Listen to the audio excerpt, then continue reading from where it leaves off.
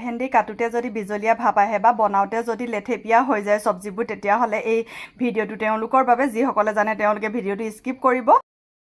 Hello' পোনপ্ৰথমে সকলোলৈকে নমস্কাৰ জনালোঁ। আজি ভাবিলোঁ ভেন্দিৰ শুকান চব্জি এটা বনাওঁ আৰু আপোনালোকৰ লগতো শ্বেয়াৰ কৰোঁ। যিহেতু ভেন্দি বনাবলৈ বহুতেই অসুবিধা পায় নহয়নে, বা খাবলৈ টেষ্টি নহয়, মানে লেথেপিয়া হৈ যায়। সেইটো কাৰণে মই ভাবিলোঁ মই কিদৰে বনাইছোঁ আপোনালোককো দেখুৱাওঁ। ভেন্দিখিনি মই ফাৰ্ষ্ট টাইম ধুই মেলি বহুত সময় আগে ধুই ৰাখিলোঁ।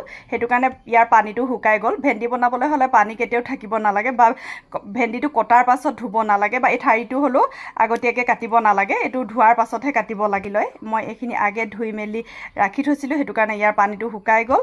আৰু যিসকলে যদি ইমাৰ্জেঞ্চি বনাব লগা হয় তেওঁলোকে পানীখিনি এখন শুকান কাপোৰে মোহাৰি দিলে মানে বেছি ভাল হয়।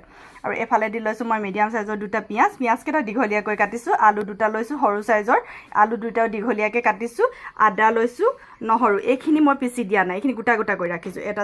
দুটা শুকান জলকীয়া লৈছোঁ, অকণমান নেমু আপোনালোকৰ ছাইডত ৰাখিছোঁ। এইটো মই ব্যৱহাৰ নকৰোঁ, কিন্তু মই দেখুৱাম। মই ইউটিউবত পাইছিলোঁ যে ভেন্দি কটাৰ সময়ত যদি কটাৰীখনৰ আগটোৱে ভেন্দিটো এনেকৈ মোহাৰি লোৱা হয়, দুটা তিনিটা কটাৰ পাছত আকৌ যদি এনেকৈ লগাই লোৱা হয়, চেপি লোৱা হয়, তেতিয়াহ'লে ভেন্দিৰ বিজলীয়া ভাৱটো নাথাকে। কিমান দূৰ সত্য মই নাজানো অৱশ্যে, কিন্তু মই আপোনালোকক দেখুৱাওঁ যে মই দেখিছিলোঁ, সেইকাৰণে আপোনালোককো ভাবিলোঁ কৈ দিওঁ, কাৰোবাৰ সুবিধা হ'ব নহয়নে। ভেন্দিখিনি মই দীঘলীয়াকৈ কাটিলোঁ। আপোনালোকৰ পচন্দৰ মতে চাইজটো নিজে কাটি ল'ব। আৰু যিহেতু ভেন্দি ফালিকৈ দিলে বেছি খাবলৈ টেষ্টি হয়, বা দীঘলীয়াকৈ কাটিলে মানে বেছি ভাল লাগে, সেইটো কাৰণে মই এনেকৈ কাটিছোঁ। আপোনালোকৰ পচন্দৰ মতে কাটিব। যদিহে মোৰ চেনেলটোৰ নতুন হয় তেন্তে চেনেলটো ছাবস্ক্ৰাইব কৰি কাষতে থকা বেলটো টিপি আপোনালোকৰ মতামত জনাব বুলি আশা থাকিল। তেন্তে বলক ভিডিঅ'টোৰ মাজলৈ। কেৰাহীখনত তেল পূৰাই গৰম হৈ গ'ল। এইফালেদি ফাৰ্ষ্ট টাইম দিছোঁ মই জিৰা গুটি।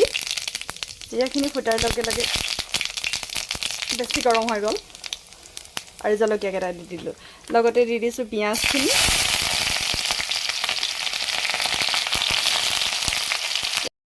লগত দিছোঁ আদা নহৰু যিখিনি কাটি ৰাখিছিলোঁ সেইখিনি দি দিছোঁ।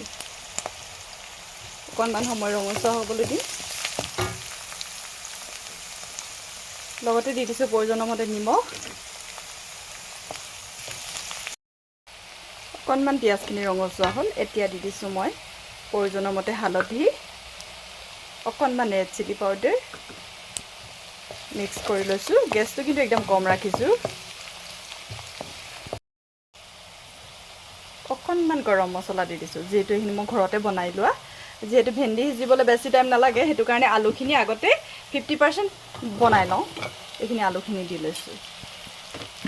এইখিনি অকণমান ভাজি লওঁ, আধা ভজা কৰি লওঁ, তাৰপাছত ভেন্দিখিনি দিম। ভেন্দি সিজিবলৈ বেছি টাইম নালাগে, সেইটো কাৰণে আলুখিনি আগে ভাজি লৈছোঁ। আলুখিনি সিজি গ'ল আধা। এতিয়া মই ঢালি দিম ভেন্দিখিনি। ভেন্দিখিনি দিয়াৰ পাছত কি কৰিব লাগে, গেছটো অকণমান বঢ়াই দিব লাগে। একেবাৰে কম গেছত ভেন্দিখিনি বনালে মানে ভেন্দিখিনি বেছিকৈ টাইম লাগে সিজিবলৈ আৰু লেথেপা হৈ গৈ থাকে। সেইটো কাৰণে ভেন্দি বনালে মানে সদায় অকণমান বেছিকৈ গেছটো বঢ়াই তাত ঘনাই ঘনাই লৰাই থাকিব লাগে, তেতিয়া মানে বেয়া হৈ নাযায়, লেথেপা হৈ নাযায়। ভালদৰে মিক্স কৰি 1 মিনিটমানৰ সময় মাজে মাজে মই এইখিনি লৰাই থাকিম। এতিয়া ঢাকি ৰাখোঁ অকণমান সময়। ভেন্দি চব্জি ৰেডি হৈ গ'ল। এতিয়া মই বেলেগ এটা পাত্ৰলৈ উলিয়াই লওঁ এইখিনি।